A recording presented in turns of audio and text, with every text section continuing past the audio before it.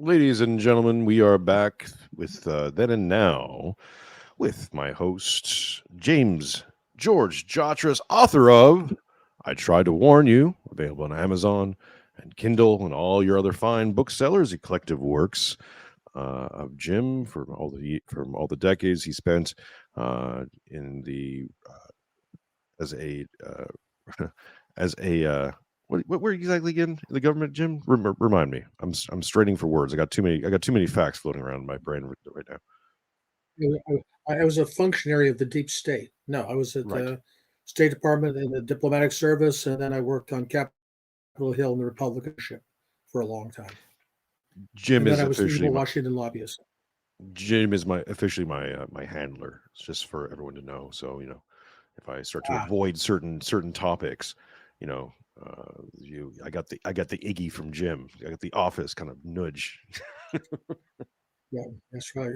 Blow the whistle for all the boys at Fort Meade to get on the job.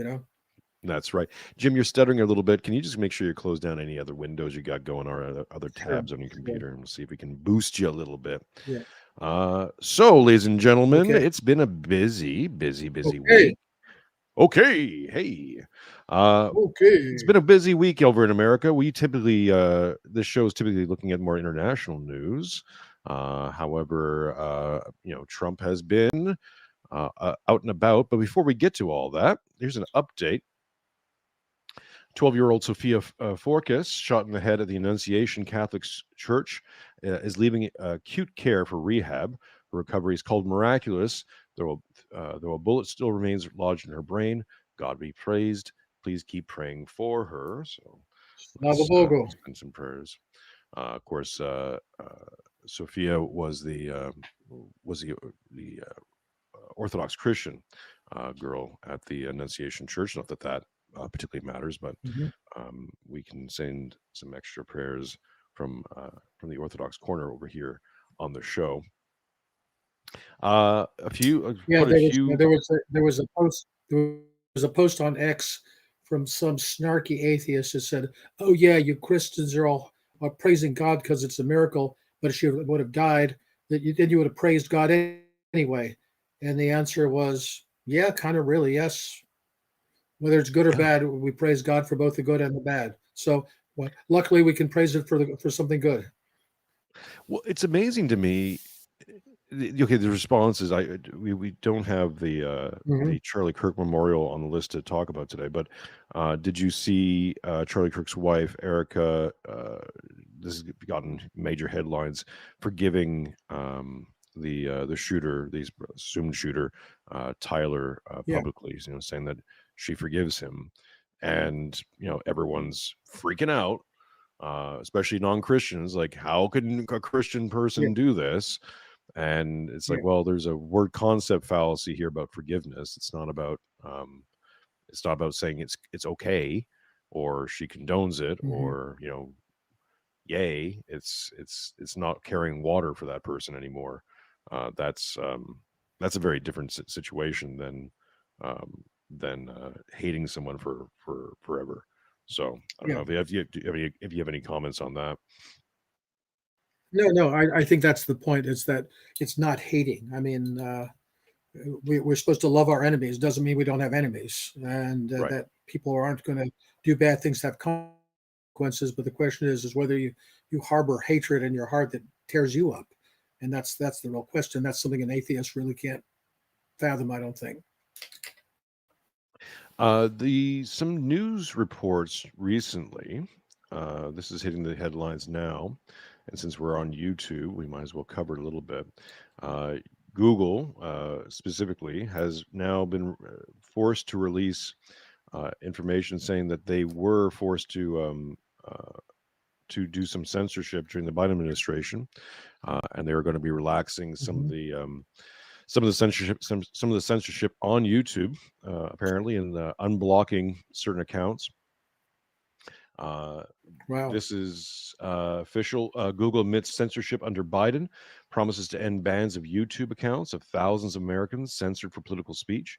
Now, I don't know if this will extend to everyone else outside of America, but let's have some hope. This is from Washington, D.C. Today, thanks to the Oversight Chairman Jim Jordan, Google commits to offer all creators previously kicked off YouTube due to political speech violations on topics such as COVID-19 and elections an opportunity to return to the platform. Google has also admitted to the House Judiciary Committee, the Biden administration pressured Google to censor Mhm. Americans and remove content that did not violate YouTube's policies. The Biden administration's censorship pressure was unacceptable and wrong. 3, public debate should never come at the expense of relying authorities. 4, the company will never use third-party fact checkers.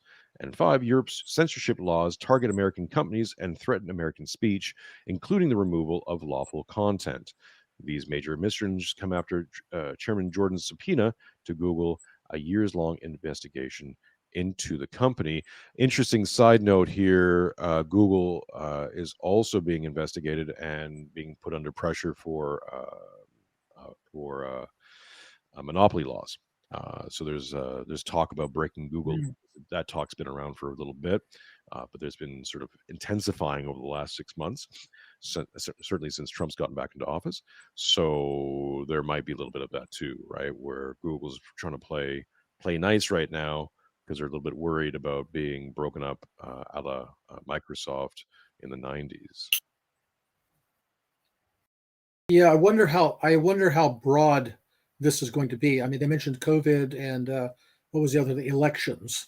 I guess Mhm. election denialism. I wonder what other heresies are going to be forgiven and which ones will not be forgiven. Who will be invited back and who will not be invited back. I also wonder too if the House of Reprehensibles flips next year, whether they will go back to where they were. Mm. Yeah, I'm feeling less and less. I feel it's less and less likely outside. I mean, it's a year away, so a lot of things can happen within a year. The Right. Democrats increasingly are looking like they are up creek without a paddle, especially for funding. That's the major issue. I've seen multiple reports now that the DNC is going broke after they paid off the Kamala Harris campaign Mhm. expenditures.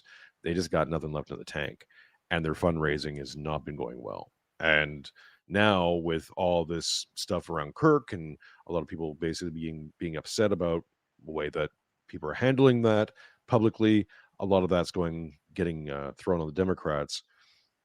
I mean, Sure, sure. But I mean, sleep in it was bed with something that you've dogs, you talked get about quite a bit. fleas. I'm sorry. Yeah, but what do you expect the economy to look like about this time next year? Oh yeah.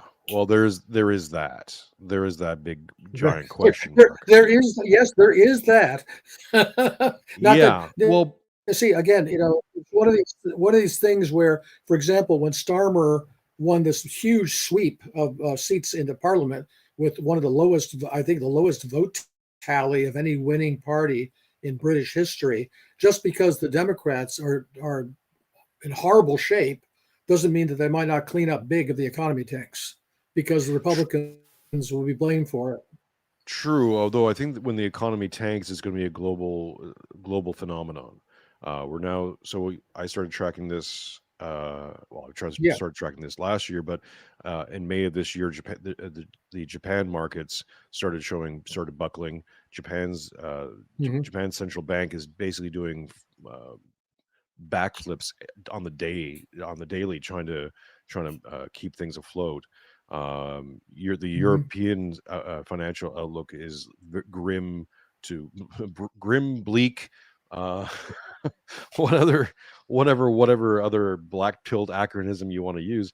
And now we're starting to see reports out of Argentina that Argentina's economy is faltering, mostly out of currency Sure. risk. And that seems to be the big kind of warning sign that if all of a sudden the currency starts devaluing, which is not something that's not supposed to happen anymore in modern financial markets, but it's happening. It happened in Japan. Mhm. Now it's happening in Argentina. I think it's going to start happening all over Europe.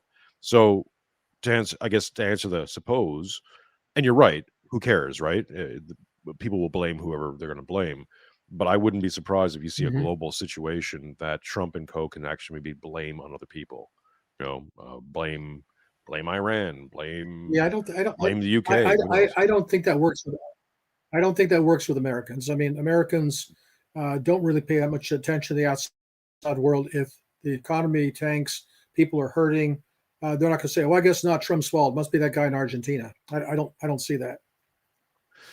Mm, you say that though, right? And I look. I agree with you. Fundamentally, I agree with you, and we'll see. Mhm. Uh, Yeah, However, at the same time, I think there's a rallying stuff. I mean, maybe it's just my feed. I've never seen the conversation this divided into camps. It is yeah. almost cultish on both ends. Mhm. And this is not anyone listening to this who likes whoever you like. It's cool. I'm not criticizing your likes or dislikes. I'm just simply saying like, that the temperature of the room on both sides, at least online, is intense. So Yeah, at least 50% of the population or thereabouts who are pro Trump are never going to blame Trump for any of it ever. And if he says, hey, it was, I don't know, Indonesia, they're to blame. They'll hate Indonesia. it was And then Epstein. 50% of the company and then 50% of the company is also just like doesn't really care, right? Like they don't like Trump Yeah, either. So no matter what he says, they're going to blame him. And it's just yeah, divided now. So correct. if they can squeak by with 51% of the vote, they will. And I don't see that changing. Except I don't think I don't think he has 50. He has 35, and that will go up and down a little bit. And the inveterate Trump haters are also about 35, and then you got a bunch of mush in between. But it's becoming more and more polarized, and you know and the trouble is we do increasingly project national politics, not international, but national politics, onto congressional elections, and people vote. Well, how do you feel about the president? At least the people in the middle. Yeah, I mean, the squishy middle is always a big question, right? That's where you need the Yeah. 15-20% of the vote. They can go either way. I don't know. But I Hmm. mean, we're a little bit farther out. Speaking of economies though, Jim, you're about to be on a panel at the Expat Money Summit this year. Oops, this is not the right Yeah, one. vote. If the links are down in the panel below, it's being hosted by and created by Mikhail Thorup, founder and CEO of Expat Money. We got a whole bunch of speakers this year: Doug Casey, Zena Schneider, of course Jim Jatras, uh, and many, many more. You're going to be on a panel talking about geopolitics, Jim. How do you feel about that? Right.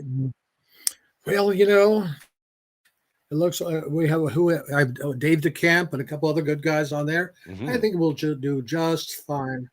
I assume part of it has to do with the overall topic of the thing, basically international risk environment, and I think that's actually you could probably do a better job on that one than I could.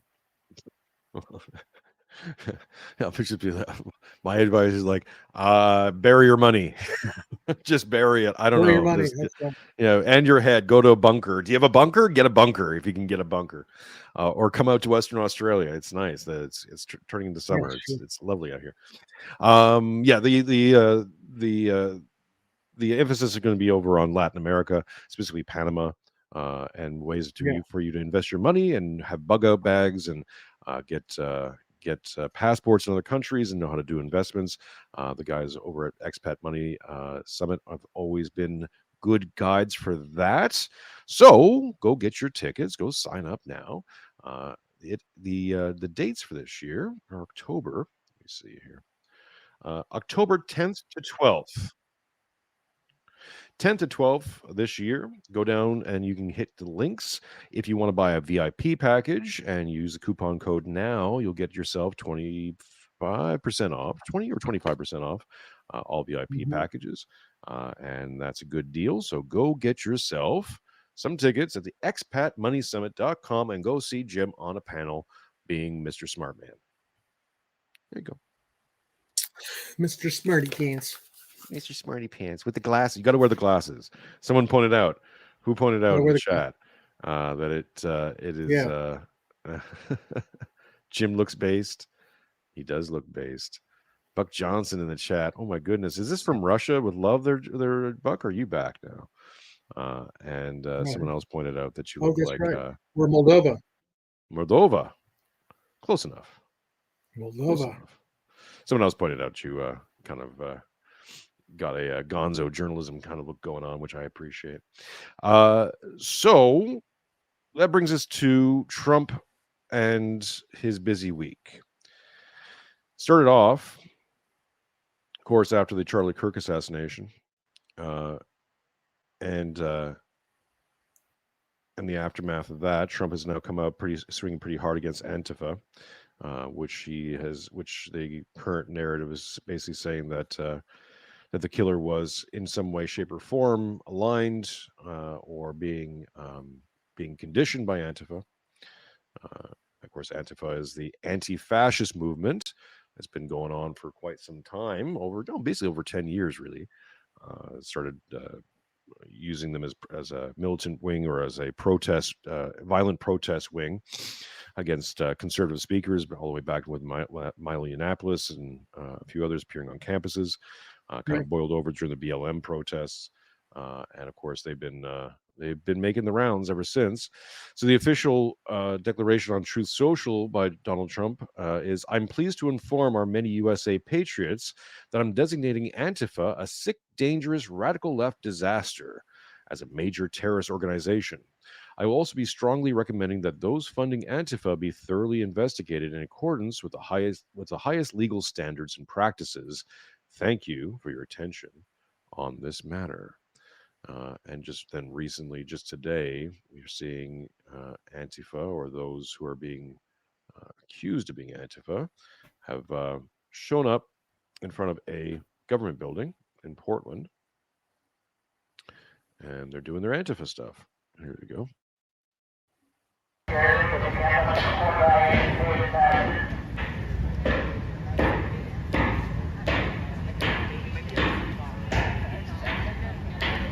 Fucking be here with your fucking iPhone. For our audio listeners, you're going to see a scattering of men, mostly, well, some of them in black garb with masks on, pounding on this ICE agents building, protesting ICE and I guess deportations in general, and a smattering of other people, mostly overweight, really, with signs and just kind of loitering around. It's somebody wearing a big green frog tail or something.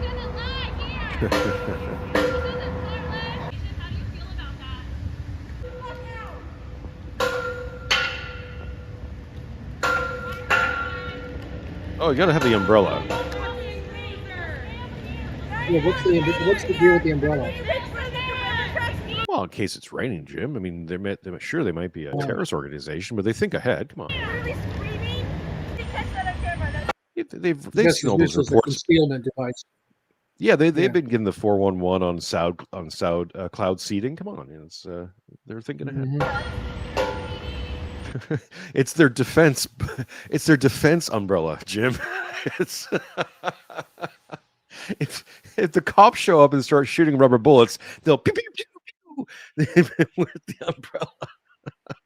The umbrella will stop it. Yeah, I'm sure. Oh my goodness.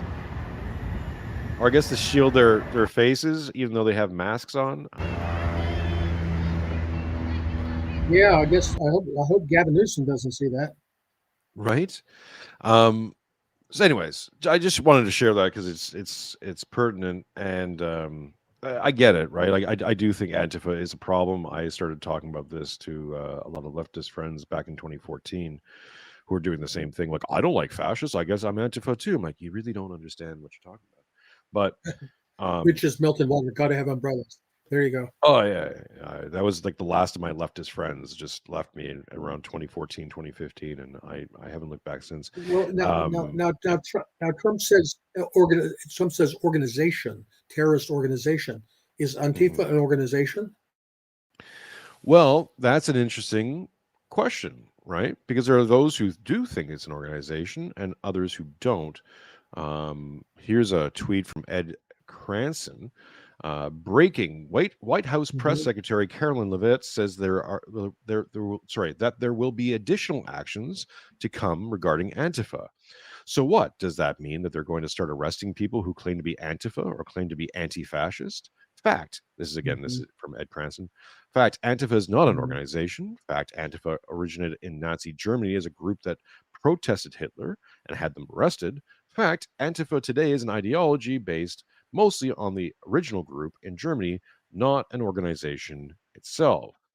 However, there are Antifa web pages, Antifa members, people who who say that they are the PR experts of Antifa.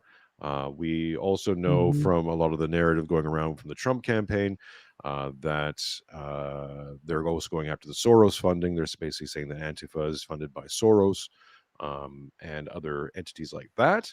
Fun fact, something I just found out: Soros, as a funding group, is like the second or third largest in the world. I didn't know that. I knew they were big. Oh yeah, I didn't know they were that big. Like, I thought they were like on par with the Clinton Foundation. No. They're way bigger. So yeah. And of course, the Soros organization, Open Society, they've always had a big multiplier effect because, at least until recently, and frankly, I'm not sure it's entirely stopped. So much of what they did was tracking with official U.S. government money too. That U.S. government money going through National Endowment for Democracy and all of its subgroups and the NGOs that it funds, they would be funding the same NGOs in many cases. So, and for example, at embassies around the world, you'd have meetings, sometimes conducted at the embassy, where government officials and representatives of NGOs would be looking at their democracy and civil society priorities. Now, maybe that stopped. I wouldn't be entirely sure it has stopped completely, though.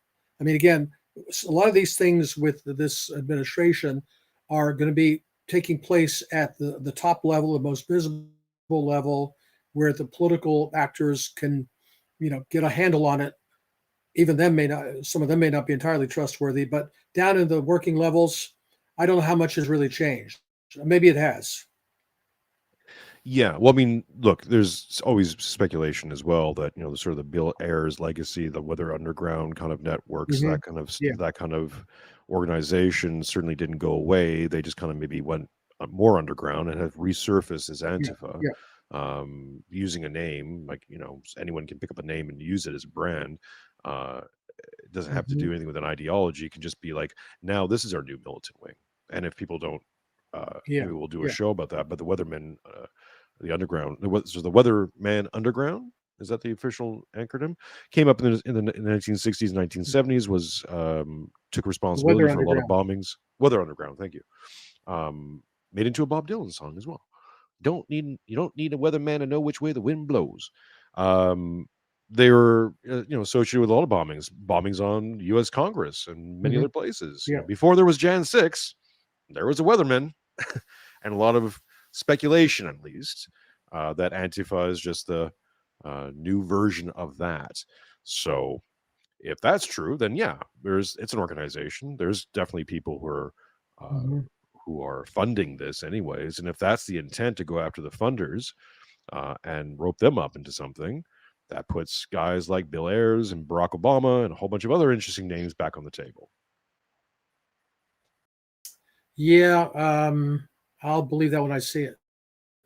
Sure. I mean, I'm very, very skeptical that any big names are going to be held accountable for anything. And look, I'll tell you honestly, Jason, I don't think it's just Soros and private money that goes into Antifa and BLM and all the other groups that basically burned this country down in 2020.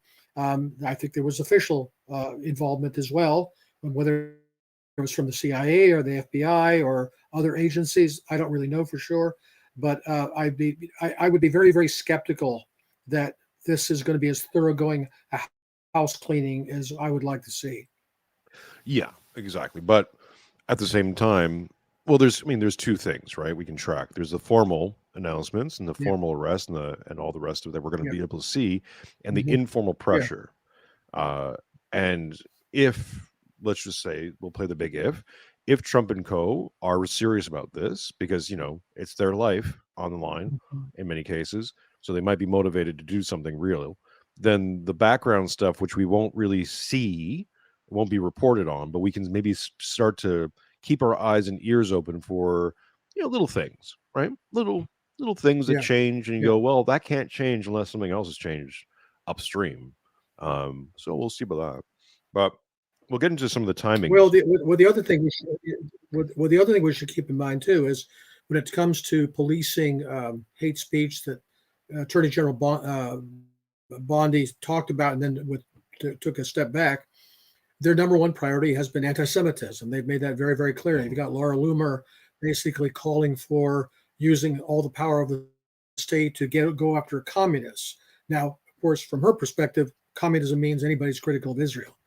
And so the extent to which this is simply going to become a mobilization of state power to go after a very narrowly focused ideological agenda, I don't know. I mean, again, we're going to have to wait to see how this plays out. But, obviously an awful lot of people on the right, or the populist right, whatever you want to call it, are embracing this to say, okay, free speech, speech. We don't need that anymore. That was only for when the bad guys were in charge. Now that we're in charge, let's go after them, hammer and tong. I'm just a little skeptical about who exactly is going to get targeted in all this. We'll get back to that in a second. $5 from Kenneth Wells. Thank you, Kenneth. Here's I'm going to read you from the Jokes Super Book of Jokes and Riddles. As everyone knows, you send me a super chat, I will read you from a book from the Jokes and Riddles Super Book. What is a sleeping child? A kidnapper.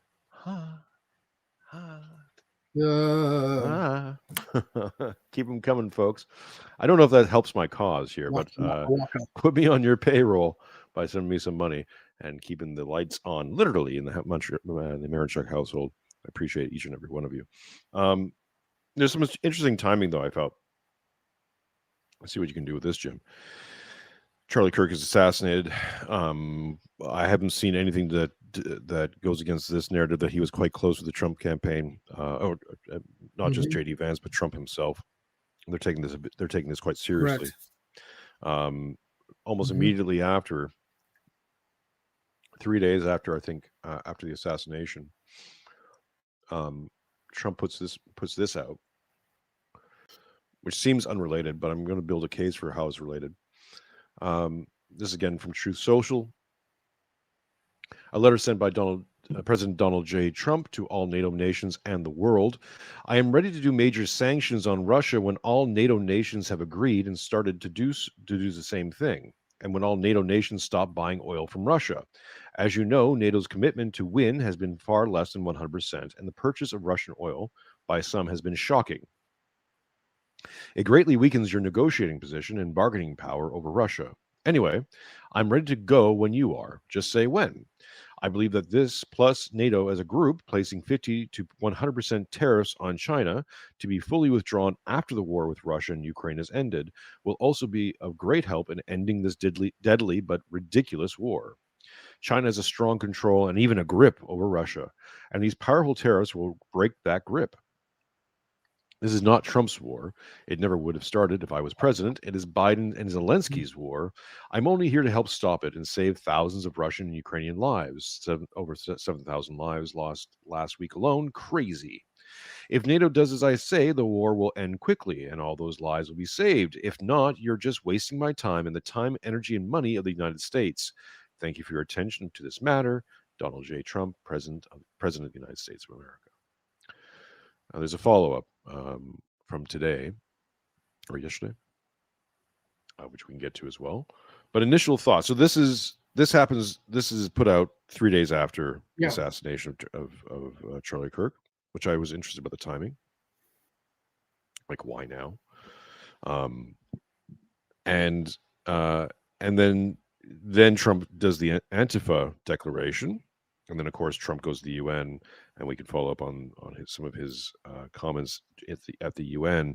But it's starting to look to me like Trump is going at this. This is almost Trump's attempt to get out, if that's even possible, or to what extent that's possible.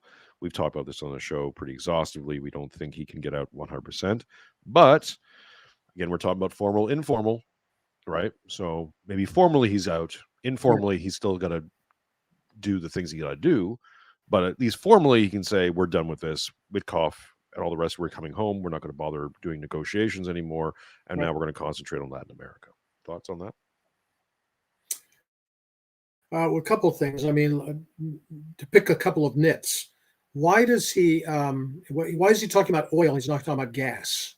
That's for one thing. I mean, for example, when we talk about, maybe it has to do with his pal Orban in Hungary. He doesn't want to hurt him because that's primarily gas, I believe, that's being imported into Hungary. Peter Navarro, I think, was today.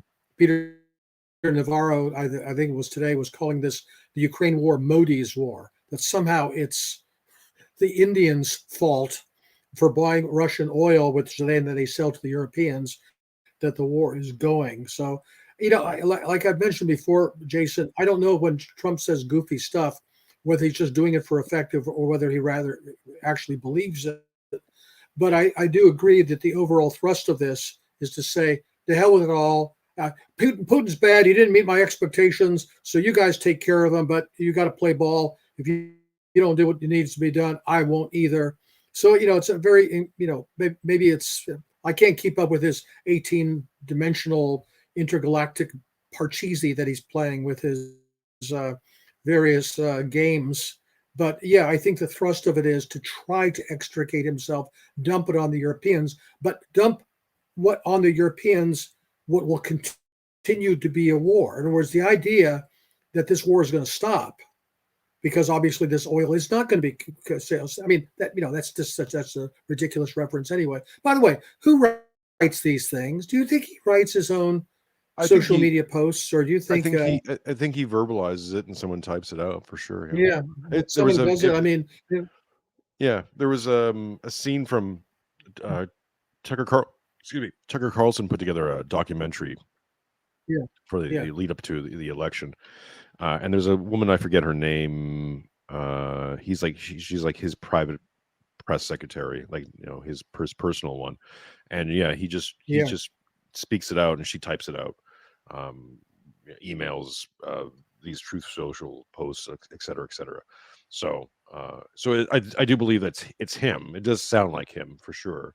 He might have a team. Well, I wonder, I mean, not only does he capitalize every other word, I mean, sometimes I think he's writing in German because every other noun is capitalized. It's very strange the way he does our country with a capital C. I mean, country is not capitalized. I mean, let's not criticize his grammar, because that gets into he likes his steaks well done territory, and that was actually what made me go, okay, I'm out. Like, I remember early in Trump's first presidency.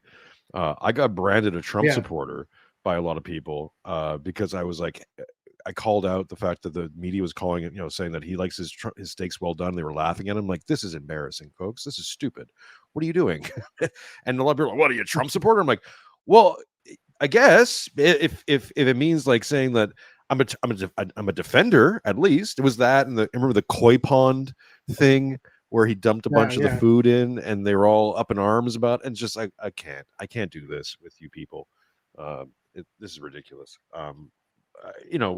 He has a certain way of talking. I think it's effective because it reminds me of being in journalism school.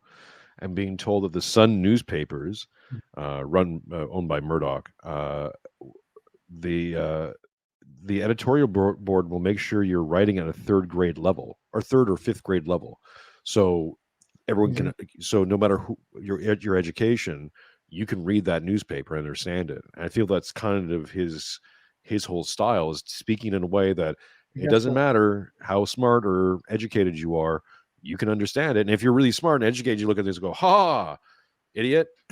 But if you think about his major base, a lot of people who may not, have a fancy smancy degree who can understand this, and it writes clearly and translates well. If you're doing international, Good point there. so Yeah. I don't think it's completely random. This is the. No, I agree with you, though. I think this is designed to disengage as best he can. But now this is the one from today or yesterday? Today, my time. Yesterday, yours, I guess. Right. This is sort of a follow-up. After getting to know and fully understand the Ukraine-Russia military and economic situation, nice that you caught up to it, and after seeing the economic trouble it is causing Russia, I think, which is not true, but that's an interesting thing to put in there. I think Ukraine, with the support of the European Union, is in a position to fight and win all of Ukraine back in its original form. With time, patience, and the financial support of Europe, and in particular NATO, the original borders from where this war started is very much an option. Why not? Russia has been fighting aimlessly for 3.5 years, a war that should have taken a real military power less than a week to win. Well, we kind of agree with that statement, Jim. This is not just distinguishing Russia. In fact, it is very much making them look like a paper tiger. When the people living in Moscow and all the great cities, towns, and districts all throughout Russia find out what's really going on with this war, the fact that it's almost impossible for them to get gasoline through the long lines that are being formed, this is old news, and all the other things that are taking place in their war economy, where most of their money is being spent on fighting Ukraine, which has great spirit and only getting better. Ukraine would be able to take back their country in its original form, and who knows, maybe even go further than that. Putin and Russia are in big economic trouble, and this is a time for Ukraine to act. In any event, I wish both countries well. And we will continue to supply weapons to NATO for NATO to do what they want them, for NATO to do what they want with them. Good luck to all. Where is thank you for your attention to this matter. Lord of mercy. Lord of mercy. Okay. I mean, where do you want to start with this one? I really don't know, because you juxtapose that to the one we just read, right? About the oil, right? And this one's even worse. I mean, capitalizing gasoline, for crying out loud. I mean, it was just really weird to read, but the substance is even weirder than the style. I mean, okay, we can talk about why Russia has not proceeded to win this war. I don't think it's because militarily they can't. I think it's because politically they've had a certain way that they want to proceed. Again, I keep beating this dead horse in the ridiculous hopes that they can get a negotiated settlement, because they really, really, really don't want to have to do it militarily. Again, very bad strategy on their part. But hey, I'm not in the Kremlin. But the thing is, the idea that somehow under any circumstances, the Ukrainians can win, reconquer all of the territory the Russians have under control, even go further. And what's the other? And they have great spirit and even getting better. I mean, the enthusiasm levels in Ukraine are just through the roof. I have to ask, is he just listening to every piece of idiocy that Keith Kellogg tells him, and he actually believes this stuff? Or does he know all of this is bunk, and he's just saying it as the next step in the previous post, which is, I'm out of here, guys. You want to have a war? Have fun with that. Don't come crawling to me. Is that what he's saying? Two interesting things, and I do think that's what he's saying. Yeah. Because when he ends this, right? We will continue to supply weapons to NATO for NATO to do what they want with them. Good luck to all. To me, that feels like effity bye, right? Kind of statements like, look, he's on the hook. I think the glue that he can undo, right, with any universal solvent is the weapon sales. That's the one thing that they will not let him disrupt, right? That's outside of his Okay. control. That's Pentagon. That's probably like, hey, I like to protect me and my family's safety and not have us in the middle of the night kind of thing. The weapon sales will continue. Sure. Everything else, though, right? That feels like what he's saying. Well, So to your point, right? yeah, I'm not sure about the everything else. Again, the intel sharing, the American personnel that are deeply involved in planning the Yeah, but operation. intel sharing Will to those be who now, withdrawn? Jim? I don't know. The Ukraine is really running out of men. Now we talked about this back in December of last year, but now it's back on the table where Zelensky is mulling, lowering the recruitment age. I'm thinking about targeting information, that spider web thing, attack on the Russian strategic Sure. capability that could not have been done without American intelligence information. What other targeting information are we providing to them, and will continue to provide to them? I don't know. No, I mean, look, I don't think that anything all the military support really by weapons, information, intel, boots on the special boots on the ground, all that stuff, that's not going away. I don't think Trump, even if Trump wanted to stop that, I don't think he can. For That's every reason under the sun, right? So okay, that's over here. We're not talking about that.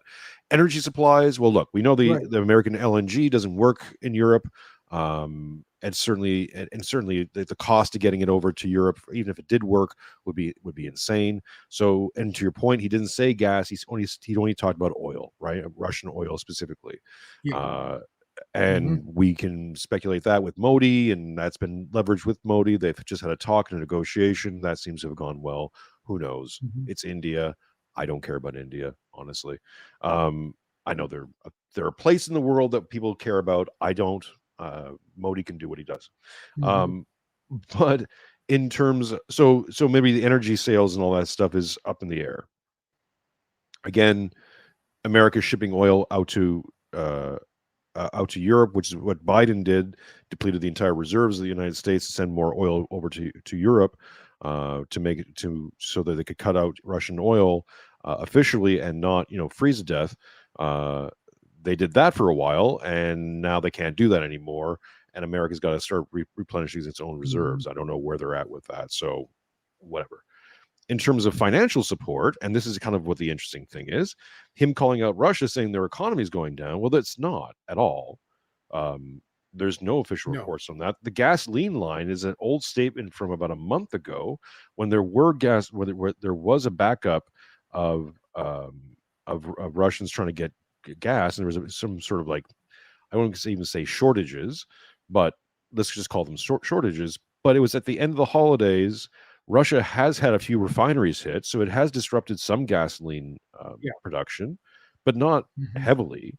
And it was like all these Russians who were coming back from vacations. So if the economy is so horrible and Russia's just sinking, why are all these Russians going away on vacations and in the sunny climes of Russia? Like, what? None of it's true. So, and I don't think Trump doesn't know that. To me, this feels like an obvious troll. Did you see when he went to the dinner in the UK, and he made a press conference or something afterwards, and he said he was talking about William the Conqueror, and his sort of typical Trump thing is like, it's amazing. In Germany, there's this guy William the Conqueror who was known for conquering, had a big castle. Wow, amazing. And I said to King Charles, maybe we should call you a conqueror, Charles the Conqueror. And Charles said, no, that's not me. I'm not a conqueror. He's like, well, he's doing a hell of a job, though, right? He's playing these people. I feel constantly that Trump is now at the point where he's just like flipping the bird to the Europeans and kind of signaling out that their economies are going down the tubes, and it's certainly highlighted in his EU comment, as in his comments at the UN.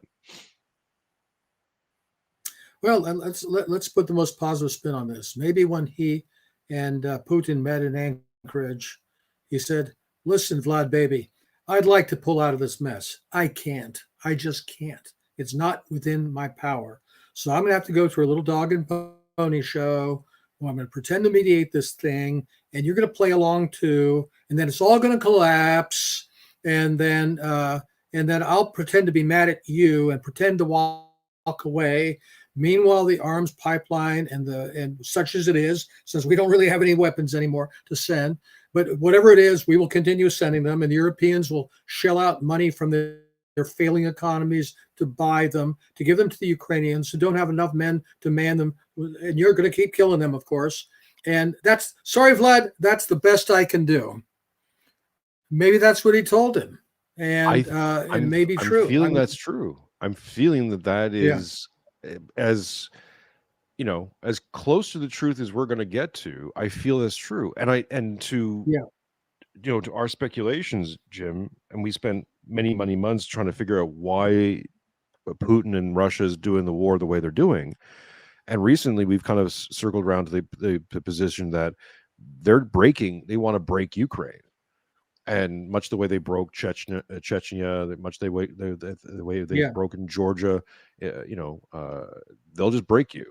And if it means killing 2, 3, 4 million Ukrainians to do that, then that's what they're going to do. And that way they'll never have to worry about Ukraine ever again. And in terms of the people, right now, people invading from Europe and all this stuff, that's a forever war kind of situation. But internally, they won't ever have to worry about it because they'll break the spirit of Ukrainians completely. Ukrainian nationalism, all that stuff will be gone, done, finished. I feel that's the plan. I can see that plan. I would, again, maybe that is the only way to go about it. I would feel much better if they were targeting the regime rather than killing all these Ukrainians. I don't see how that can work, though, no matter how many Ukrainians they kill, if the Ukrainian state survives. In other words, if the Ukrainian state is allowed to survive under something that's not controlled by the Russians, then all those people will have died in vain, because they'll still be facing some kind of a danger of, you know, puppet state from the West that it will be extremely dangerous to Russia. I think they'd be much better off concentrating on the state structures of Ukraine than killing all the Ukrainians. But maybe you're right. Again, I think we've made the comparison before with the American Civil War. The way Grant defeated Lee was he killed lots and lots of Lee soldiers. He lost more than Lee did, but he could replace them.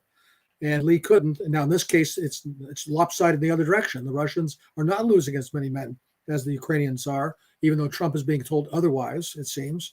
And maybe they feel that that's the way you have to do it.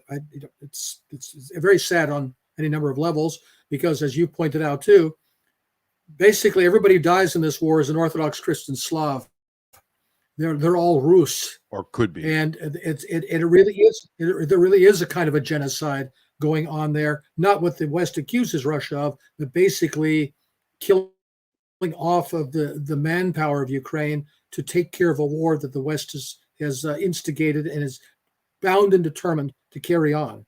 And if you pointed out, well, that's going to be maybe leave vast swaths of Ukraine underpopulated that can be replaced with other people. Well, I think this is going on both ends, right?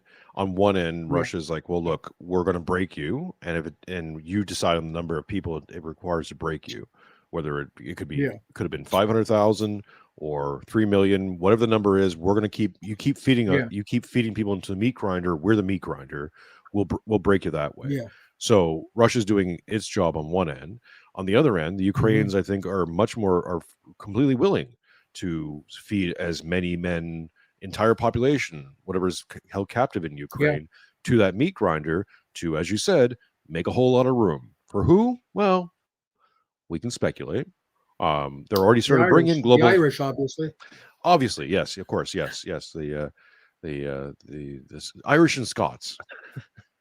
Scots Irish will repopulate. It'll be they're already bringing in people from global south to farmlands in Ukraine. I've seen reports of the first Black Ukrainians. I'm like, great, yeah, African Ukrainians.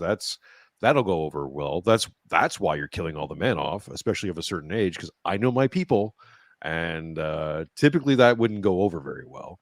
But and there's another reason why maybe Yeah. they're taking Azov and putting Azov out in the field, because there's been many reports of Azov showing up in places like Israel, places like the Middle East, places like Africa. Why are they there? Or like they're all of a sudden Ukraine's little Wagner group, but they're fighting a war of an existential war of extermination. You'd think that Azov would be kept within the borders of Ukraine, right? No. They're out and Well, about. why do you suppose that is? I mean, obviously, money could be something, but the main are these guys just getting out of Dodge while they can? Oh, I think they're being dispatched. I think they're being dispatched out of the UK. Yeah, I mean, the UK was yeah, training Azov long before 2014. They're sure. basically a Bandera style splinter group out of the Ukrainian nationalist movement, Yeah. that's been around for Mhm. forever. But I mean, um, they've maybe gone by different names. The same thing with Antifa. You call them Antifa, you call them Weatherman, you call them this, you call them that. Sure, right? Mhm. Right. They're LARPing around with swastikas on. The interesting thing about it, Also, Private Sector, all these groups, are basically the exactly, yeah, same thing under different names. yeah. I What spent a lot of what you had another theory about you have another theory about Azov you mentioned. yeah. Well, here's the interesting thing about Azov. What's really the underlying thing about them? They're Satanists. Like they LARP Mhm. around with a swastika, and I think that's just a Bandera hallmark Yeah, historical yeah, thing. yeah.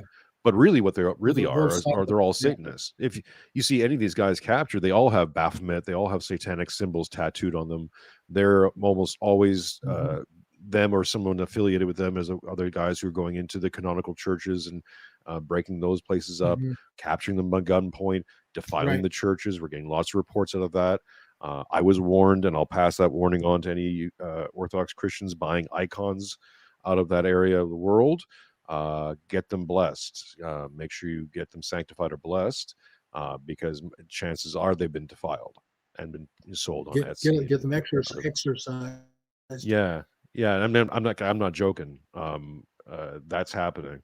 Um, and they're pretty open about being Satanists in one way, shape, or form. So when we'll get to this, we'll close the closing remarks for Putin declaring sort of war against Satanism, international Satanism. But Mhm. uh, I think that these wings are tied back to the UK, Britain, the city of and the hoo-hoo-hoos and the ha-ha-has and the hums. And I think they're their new militant wing Yeah. that's been trained and developed and now dispatched to do a whole bunch of stuff. And I believe, and I've said this on the show on the live show, I don't believe that the official narrative around Charlie Kirk.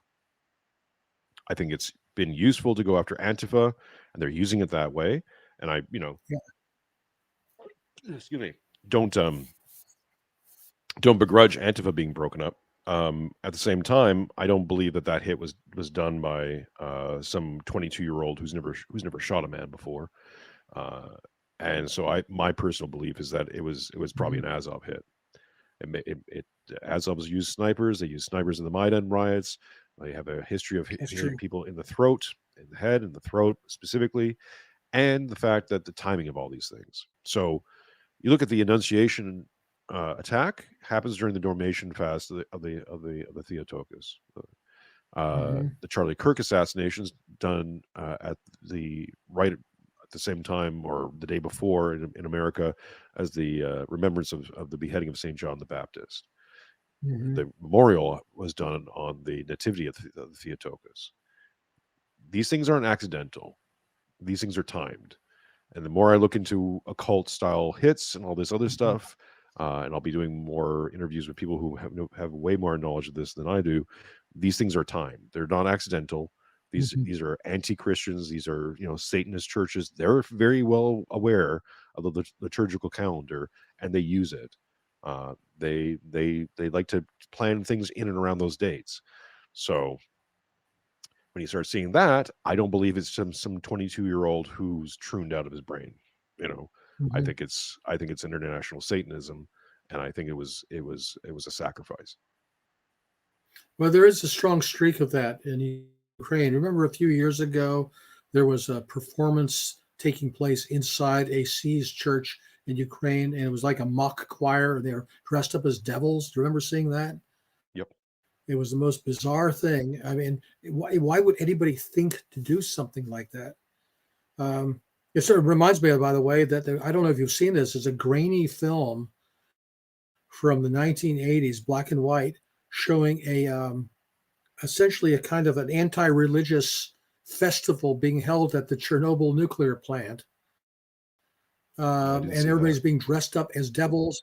You haven't seen that? I'll have to find that and send it to you. It's the most bizarre. Again, you tend to think that by the early 1980s, all that really militant atheist stuff had sort of worn off, and they were a little more copacetic with it, or fine, it's still an atheist state, but no, this was just utterly bizarre. I'll find it for you. It's just incredible.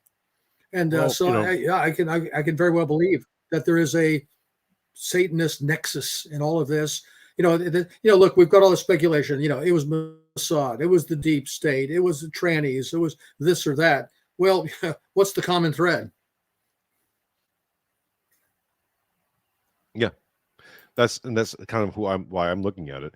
I don't believe any official narrative that they're given. It's not, I know when I say this, people get all hot and bothered about Trump or your preferred guys. It's like, look, guys, even if Trump's telling you 100% the truth, there's people feeding him information who lie about everything. They lie about the weather, they lie about the flu, they lie about everything. They're hermeticists. They get off on it. That's their whole thing. They like to lie. If they're a Satanist, if they're Luciferian, guess what? They worship the Prince of Lies. It's kind of their thing. Right. So to believe anything that they say off the shoot is just ridiculous to me at this day and age. But okay, when you start asking the question, who benefits? I don't believe that Antifa. Okay, they're a militant mob wing. They go around with bike locks. Right. We just saw that video of a bunch of overweight, freaky kids who've been talked into some organization. They'll burn things down. They'll break up a building, but they're not being snipers all of a sudden. So I don't believe it's that. I don't believe the Israel connection, because I don't see how Israel benefits this at all, especially because it's pretty obvious. People have been drawing a whole bunch of connections. So it's not like something that Israel can deny. And maybe people go, well, look, Gaza and all the rest of it. And, Israel's being very bold. I'm like, yeah, there's bold. And then there's shooting an American on American soil kind of bold. Like that's even going a pretty big step away for Israel. And look, what has Kirk been saying? The whole idea behind that is that Kirk was moving his audience of millions of kids away from Israel. I mean, I've seen the quotes. He's not doing anything more than Tucker Carlson or, the Prime Minister of Canada at this point. Like all of the European leaders who are all saying that, hey, Gaza's we got to calm that down and we got to look for a two-state solution and all that. We all know that's BS, sure. But Kirk wasn't saying anything more radical than they were. So is everyone going to get, maybe that's the message. I don't know. I don't see how they benefit. Now, in terms of Azov, City of London, all the rest of it, if they're doing this to send a message, there's that aspect to it. But the big aspect to this, and this is kind of who benefits, is Satanists benefit from sacrifices to Satan. And Charlie Kirk, big giant. But that's where I guess I don't follow your reasoning, because there's no clear cui bono there for Azov or for the Kiev regime, except for, as you say, the sacrificial benefit. But the same thing could apply to the other long list of suspects who also are, let's say, different denominations of the same church. Mm-hmm. I mean, yeah. Then the big question is why Charlie Kirk, and I can't answer that, right? Like, why Charlie Kirk versus somebody else on that list? Well, my answer for why Charlie Kirk would be, I think there's another aspect. We've mentioned this before. I think there was a desire to get that Irina Zarutska girl out of people's consciousness, and the best way to do that would be to eliminate a very high visibility, low security target in the MAGA movement. And in some ways, the key guy, the key sort of, you might say, custodian of normie populism, MAGA populism, very, very well funded, who has a huge mass following, and then his death, his death can be sort of like Kirov's death was used by Stalin, that he becomes somebody whose death becomes the kind of like, if you will, a Reichstag fire in a way. Right. That it becomes a useful thing for a fairly long list of suspects. Maybe Azov, maybe Mossad, maybe the administration, who can then demonize all of their domestic enemies and enlist all the people who've been standing by in favor of free speech and against cancel culture. They're now 100% for it. That basically it's another step toward a total police and surveillance state. And obviously there's a huge industry that benefits from that. Who's pushing for that right now? UK is now pushing it fully through. Yeah. Next Monday, folks, tune into the live show. I'll be talking to Emergence Perspective about our continuing talks about AI Congress, and we're going to start seeing a lot more tech involved directly in politics. And we're seeing, I speculated this late last year, got a lot of criticism for it, but now, I mean, there's abundant. It's happening now in different countries where they're actually literally starting to use AI in government to make government policies, procedures, all the rest of it. That's coming to America if it's not already here. The other big thing is like, okay, who benefits? Well, the UK, we'll just call the UK, has a long history, geopolitics, of creating divisions, right? Setting one side against the other, and then betting on both sides and profiting in the middle. So now, what do you have? Well, you have the right, or the Christian right in America, fully against the left, and the left is fully against the right, and there is no hugging this out, and there is no way.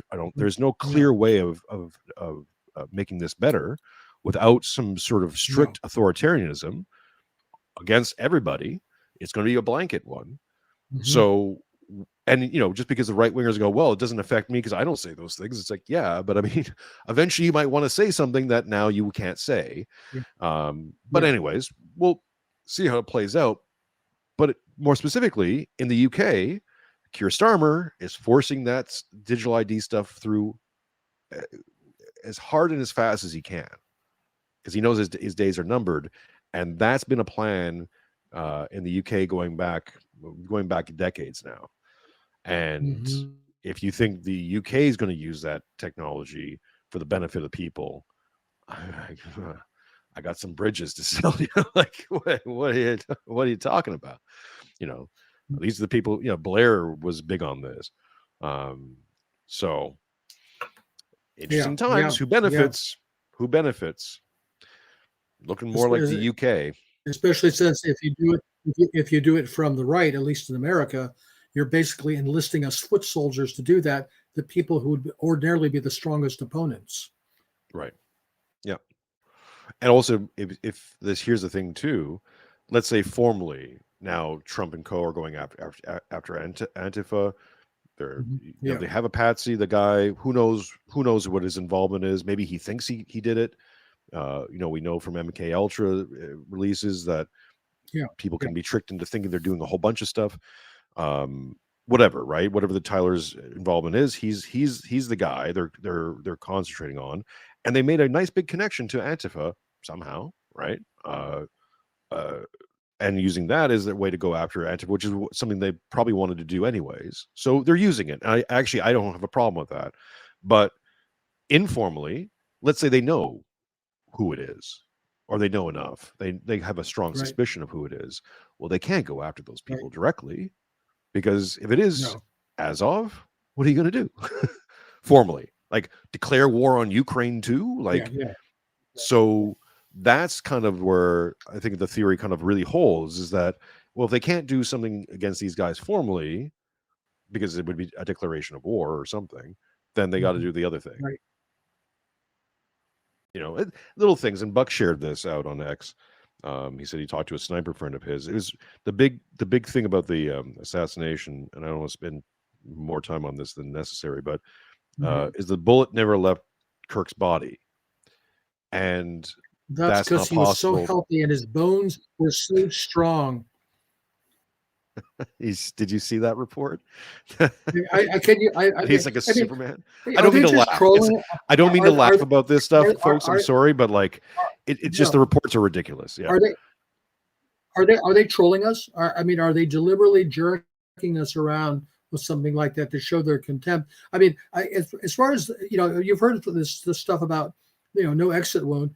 To me, what looked like all that blood that looked like the exit wound. I mean, I don't really. Honestly, I don't know why the autopsy report is taking so long, and frankly, I don't trust it. Right. So Buck said in an X post that he talked to a sniper friend of his about they're saying that the gauge used was a 30-06, and when Buck asked his sniper friend about that, he said, "Yeah, no, that bullet would have left the body. There's no way that it wouldn't have." Then the speculation is, okay, well then they're using professional sniper rounds, and that would require a professional sniper, and this kid is not a professional sniper. Like, I don't believe that for a second. So yeah, no. So that leads us to either back to Mossad or someone else. And again, people have criticized me for this, and anyone who knows me, who follows the show, knows that hey, I'll call a spade, but or a dreidel, but I don't see it. I don't see it. You're also saying MK Ultra. And again, is it Mossad? Is it Azov? Well, how about their buddies in the deep state who are friends of both of them? Right. Yeah. It's connected to something else. So yeah. Things to look forward to. I tell the truth. I won't believe anything that Kash Patel says until he can look me straight in the eye. That's my joke, Jim. You looked at my joke.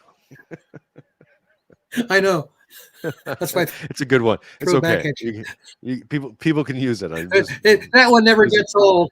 No, that's a good one.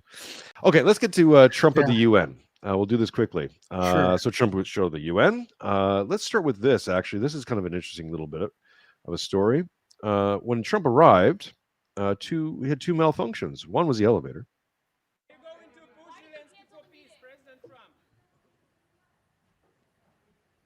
I don't know if you can see this clearly. Here we go. Let's play the big screen. So Trump and Melania go on the elevator at the UN. And the elevator stops.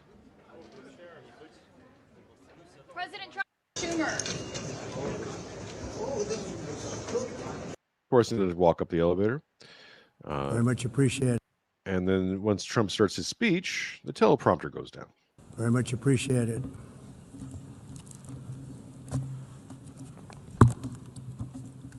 And I don't mind making this speech without a teleprompter, because the teleprompter is not working. I feel very happy to be up here with you nevertheless, and that way you speak more from the heart. I can only say that whoever's operating this teleprompter is in big trouble.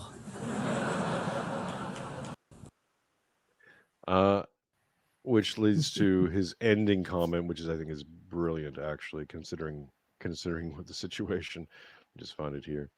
Where is it? Here. Yeah. I ended 7 wars, dealt with the leaders of each and every one of these countries, and never even received a phone call from the United Nations offering to help in finalizing the deal. All I got from the United Nations was an escalator that on the way up stopped right in the middle. If the First Lady wasn't in great shape, she would have fallen, but she's in great shape. We're both in good shape. We both stood. And then a teleprompter that didn't work. These are the 2 things I got from the United Nations: a bad escalator and a bad teleprompter. speculation on this one. The only reason I'm talking about this is that there was a report from the Times on Sunday, reporting that to mark Trump's arrival, UN staff members have joked that they might turn off the escalators and elevators and simply tell him they ran out of money, so he has to walk up the stairs. Any thoughts on this one, Jimmy? It's a bit of pettiness that I'm always amazed by. I would think that forcing him to use the stairs is a potential assassination attempt, isn't it? He's got to cut down the Big Macs now, apparently, just in case. Yeah, exactly. I know. That's right. They're trying to make him have a heart attack. Some really good choice bits. The entire talk's over an hour long. I haven't watched the whole speech, of course, because the teleprompter's been down. The liberal press have been all over it, saying he was rambling, but he's got a few bangers in there. This is Trump talking about what's the exact quote? This is Trump talking about your countries are going to hell. It's time to end the experiment of open borders. You have to end it now. See, I can tell you, I'm really good at this stuff. Your countries are going to hell. In America, we've taken bold action to swiftly shut down uncontrolled migration. Once we started detaining and deporting everyone who crossed the border and removing illegal aliens from the United States, they simply stopped coming. They're not coming anymore. We're getting a lot of credit, but they're not coming anymore. This was a humanitarian act for all involved, because on the trips up, thousands of people a week were dying. Of open borders, you have to. He follows this up with a attack on the UN for financing as well, which I thought was interesting. Yeah, I did hear that. Yeah. Let me just find this one here. Yeah, this one. In Western countries and their borders. In 2024, the UN budgeted $372 million in cash assistance to support an estimated 624,000 migrants journeying into the United States. Think of that. The UN is supporting people that are illegally coming into the United States, and then we have to get them out. The UN also provided food, shelter, transportation, and debit cards to illegal aliens. Can you believe that? On the way to infiltrate our southern border. Millions of people came through that southern border. Just a year ago, millions and millions of people were pouring in, 25 million altogether over the 4 years of the incompetent Biden administration. What? And now we have it stopped, totally stopped. In fact, they're not even coming anymore because they know they can't get through. But what took place is totally unacceptable. The UN is supposed to stop invasions, not create them and not finance them. In the United States, we reject the idea that mass numbers of people from foreign lands can be permitted to travel halfway around the world, trample our borders, violate our sovereignty, cause unmitigated crime, and deplete our social safety net. We have reasserted that America belongs to the American people, and I encourage all countries to take their own stand in defense of their citizens as well. You have to do that because I see it. I'm not mentioning names. I see it, and I can call every single one of them out. You're destroying your countries. They're being destroyed. Europe is in serious trouble. They've been invaded by a force of illegal aliens like nobody's ever seen before. Illegal. Okay.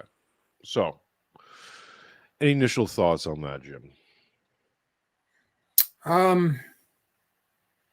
Well, I first off, 25 million during the 4 years of Biden. I mean, I've heard some big numbers, but that's the biggest number I've heard. That's a lot. It's a lot. I mean, the number keeps moving around. I have no problem. Now, if he's including legal migration in there, because what are we taking? At least 1 million per year, but even that's far short of 25 million. Well, he may be right. I don't know. Well, I mean, actually, refugees, right? So war-torn refugees. There was refugees taken in from Haiti, from Ukraine, Palestine, many other places around the world as well. If you start adding up all the numbers, I mean, yeah. Somebody's got to be left in Haiti. they spring up out of the ground, Jim. I don't know where they come from. They just keep turn off the showing up. lights when you leave. Yeah. I thought they were all in Montreal for a long time. So the fact that they they seem to have spread their Haitianness around all over the place. Yeah, I mean, who knows what the actual number? Maybe the 25 million is a ballpark on the upper ends. That doesn't mean it doesn't have some validity to it. So what's interesting though is calling out the funding again, right? And calling out sort of this global initiative to attack not just America, but of course all over Europe, which some people have tried to blame Russia for as well. And I don't see how that's working for them. Putin just put out a statement recently, simply saying he's talking directly to Western Europeans, saying that, look, they're blaming Russia for everything, right? For all your financial problems, but it's not us. It's your leadership. It's your leadership's bad decisions, your leadership's bad investments, and they're all coming home to roost right now. And we're busy fighting this war. You can't claim that Russia is financially in trouble and causing global financial problems. Like, you got to pick one.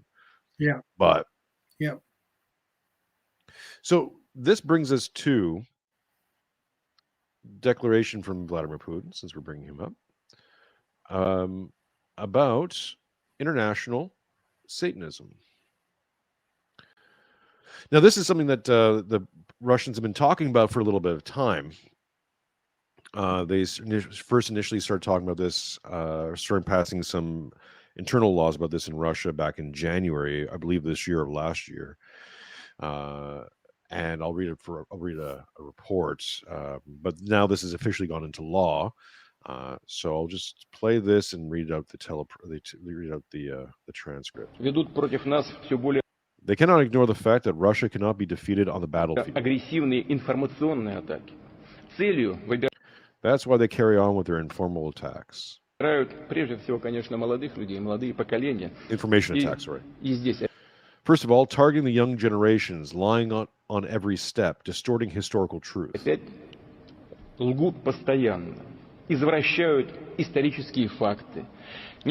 They never cease with attacks on our culture, our Orthodox Church, or other religious organizations.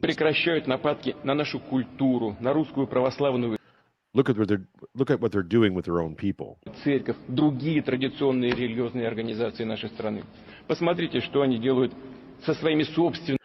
destroying the institution of family, their culture's historical identity, and various perversions.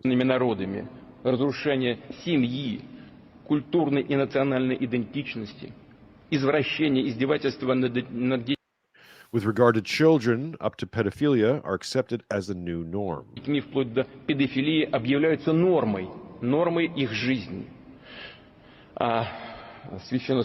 And priests are forced to recognize and officiate same-sex weddings.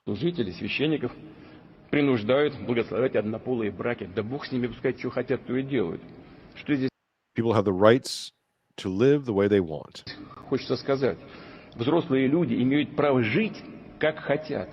Nobody intrudes upon private life. Nobody wants to do that.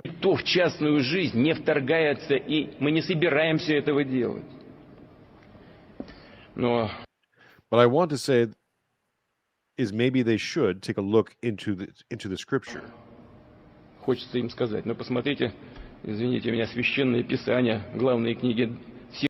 Into the holy book of any great religion.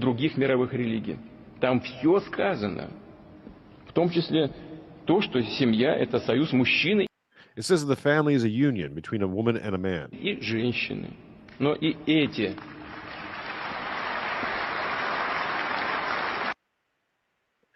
Okay, and then directly from the report, this is from Novaya Gazeta, Europe. I've read reports from Politico and other Western magazines or articles. They're all basically saying the same thing. And this is from July 23rd of 2025. But this has now been followed up and is hitting is in the news this week. A Russian Supreme Court judge has designated Satanism and the International Satanist movement as extremist and legally banned their operations in Russia. Independent news outlet Media Zona reported on Wednesday. The decision means that, among other things, the general principles of Satanism and the performance of occult rituals will now be outlawed in Russia, according to the Prosecutor General's office, which hailed the designation as a triumph of legal forces in the eternal struggle between good and evil. Presiding Judge Oleg Nevrov who previously applied the same designation to the non-existent international LGBT movement. Non-existent. In November 2023. No such thing. No such thing. Those flags just show up, man. They spring up out of the ground. It's organic. Yeah. And oversaw the April decision to decriminalize the Taliban. Right. Conducted the hearing in a closed-door session with no media or other officials permitted to attend. The designation follows over a year of discussions by top officials and prominent pro-Kremlin voices regarding the fight against Satanism in Russia, which began with a special State Duma session in July 2024, featuring deputies, priests, and several state media propagandists. During the initial discussion, participants broadly classified a variety of groups, including LGBT individuals, child-free advocates, women's abortion rights proponents, Ukraine's Azov battalion members, furry and Therian subcultures as Satanists or destructive influences in society. So they just read that one more time. So this is people are saying this is a broad designation, but there does seem to be at least some targeting of let's say broader individual groups within this. So during the initial discussion, participants broadly classified a variety of groups, including LGBT individuals, child-free advocates, so antinatalists, women's abortion rights proponents, Ukraine's Azov battalion members, furry and Therian subcultures as Satanists or destructive influences. The other furry and what? Therian, I do not know. Therian? Yeah, hang on. What is a Therian? Non-human animal. Yeah. I mean, basically bestiality. Yeah, people who identify as non-human. I'm pretty sure I've heard the term used. I think it's one of those broad terms, like it's like, yeah, like it's like not just even gender fluid. It's like when people were identifying as like attack helicopters was always the joke one, but like some people are identifying as aliens or as animals. They think they have an animal self and this kind of thing. So it's kind of similar to furries, but furries dress up in the animal costumes, and I think Therians do whatever they do. In other words, they're the ones that like use litter boxes and things like that. Because I'm an animal, identify right, or think they're a horse and like to be ridden, and I don't know. In January, Patriarch Kirill, primate of the Russian Orthodox Church and a close ally of Vladimir Putin, interesting way of saying that, renewed discussions of the topic, demanding that Satanism be legally banned in Russia and endorse a proposed law banning the advertisement of occult magic services such as astrology or tarot card readings. Now, for people who've been following along the show, if you go back to last week's show, we talked about some of the Orthodox what's the word I'm looking for? Some of the Orthodox predictions based around three sins that are going to lead to the Great World War. Many of them is people practicing or being involved in astrology, tarot card readings, magic services, etc. It is unacceptable that various satanic sects forming parts of the International Satanist movement are still freely conducting their rituals in our country, recruiting young people and openly registering their groups and communities on social media, Patriarch Kirill said at the time, adding that Russian soldiers in Ukraine were ready to give their lives for values that are clearly trampled upon by Satanists. Something you said earlier, Jim. Though the legislation endorsed by Kirill was rejected on the 11th of July by the government of Prime Minister Mikhail Mishustin on the grounds that its definitions were overly nebulous. In early July, the Prosecutor General's office and Justice Minister jointly filed a lawsuit with the Russian Supreme Court requesting that the International Satanist movement be recognized as extremist. So that's what's happened this week, is that that's now passed, and it looks like Russia is going ahead with that and designating Well, this International Satanist movement a terrorist organization and going after funding and all the rest of it. well, I was certainly glad to hear listed on there abortion advocates among the those that are being included under this rubric, Mm-hmm. because it certainly fits the definition. And frankly, you know, between you and me, Jason, I think Russia has a lot more to worry about from its abortion rate, which is still awfully high compared to, say, tarot cards, you know, and Ouija boards. I mean, yeah, okay, I don't approve of occultism, but how many babies are tarot cards killing? Well, let's look at it this way. There's a connection to all those things, right? Is that, yes, I agree with you. As a singular issue, abortion and let's say modern feminism that leads to those kinds of ideas is a big giant problem for Russia. Right. Yeah. So you want to carve that stuff out. However, I think if you're going to start the way that you fix this natal problem, which is the thing that no one's really tried before. They've tried paying people off, and they've tried giving tax rebates, and they're doing the propaganda and all the rest of it. The one thing they haven't really tried doing is putting religion back into the society as a big motivating force for culture and for the people. And the more religious people become, by and large, and we have all this data, the more kids they tend to have. Yeah. So sure. And so if you really want to fix the natal problem, you got to fix the religious problem. And if you're going to fix the religious problem, then you got to fix the magic, Satanist, all the rest of the problem as well. I mean, you might as well. Like, while you're here, while you're painting the house, could you please do the doors too? Right? Like, I'm on the way anyhow. So yeah, I'm making the trip anyhow. Yeah. Right. And I think it's look, a full package. It's a positive development. There's a positive development. Obviously, you know, I could only imagine what it would look like if they tried to do that here. Maybe, as you point out, in a way, that is what they're doing with the Antifa designation. Well, it does seem to feel, if it's starting to feel like, and well, okay, I'll say this. I'll put myself over the skis on this, because it's something that I've been talking to people privately about, and it does feel like more and more that Trump and Putin, I'm not trying to say that they're working together in terms of their best friends, etc., but it does feel like they're coming at this situation together, and they're going at it from two ends, right? Putin's doing his stuff on his end, and Trump's doing his stuff on his end, and they're going to meet in the middle. Who's in the middle? Who knows, right? We can throw a bunch of names in there, but certainly it feels more and more like that. That both of these guys have discovered that, hey, this isn't a problem with us. This is a problem with someone else. And we got to do what we can to get rid of that other thing. Because if not, then we're going to destroy each other over what? Like, Russia and America shouldn't be warring with each other at all. America's got tons of other problems to deal with, and Russia's got tons of other problems to deal with.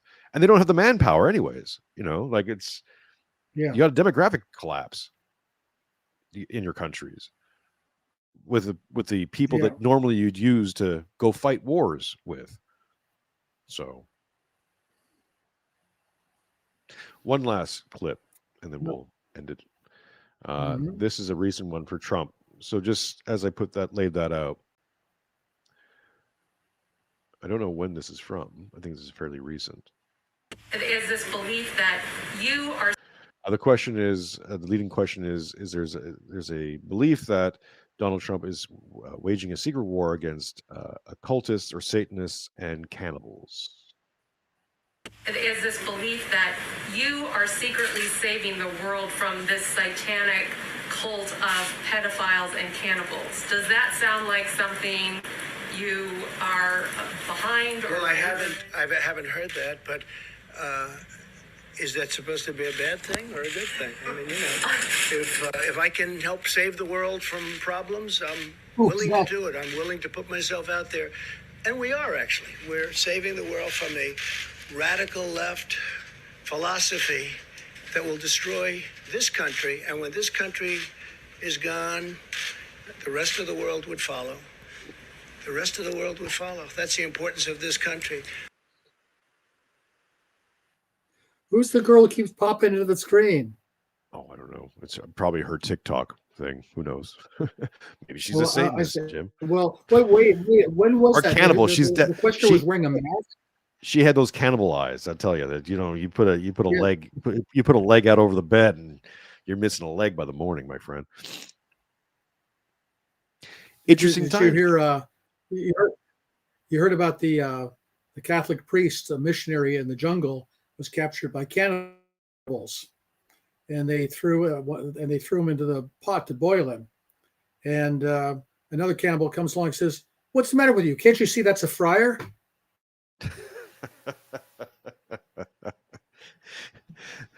Didn't even need to read it from the super book of jokes and riddles, my friends.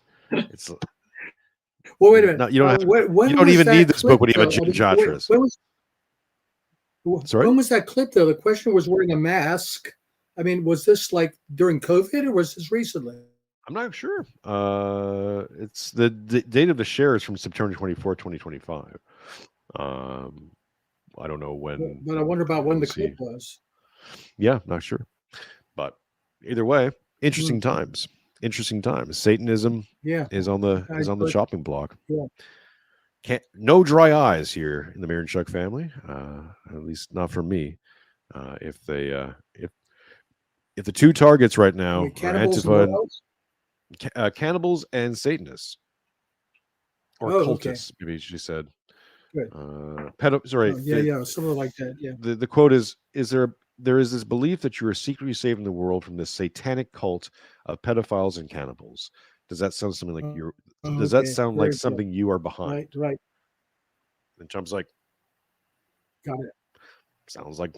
Because the other reason why that seems to be dated is also the bar at the bottom referred to QAnon. Who's talked about QAnon for years? Fair enough. I mean, it looks to me that's something.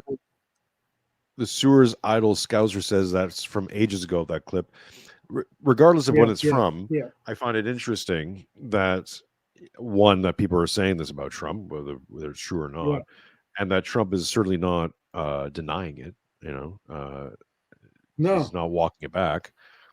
And if Putin and Trump are identifying the same enemy, and it's not Ukraine or Zelensky or whoever's in charge of Europe at the time, but something behind that. And as my pet theory goes, if that attack on Kirk was from Satanists, we'll call them Azov, sure, or whoever, then that leaves even more credence, right? That if Trump is doing stuff that we're not aware of, that is affecting them or going after them, and they know that he's going after them in one way, shape, or form, then maybe this is another way for them to go, send a message. So interesting. Maybe interesting times. Ladies and gentlemen, mesdames and messieurs, thank you so very, very much. If you're watching this in the future, please think about sending us some money to keep the lights on, literally, in the Mironchuck household. We'll be back next week with James George Jatras, author of I Tried to Warn You. Collective works. Go get yourself a copy. And of course, go check out the shows. Like, subscribe, share, do the thing. Hit the bells, hit the notifications, the buttons, all the rest of it. And thanks, Jim. Any last words? Any last words? Yeah. Nope. Meine Damen und Herren, Dame y Gospoda, señoras y señores, Kayinita, good night, laku noc. That was my last word. That was a lot. Yeah. So good night. Good night, John Boy. Good night, John Boy. Ladies and gentlemen, thank you very much. I am Jason Mironchuck, and it's later than you think.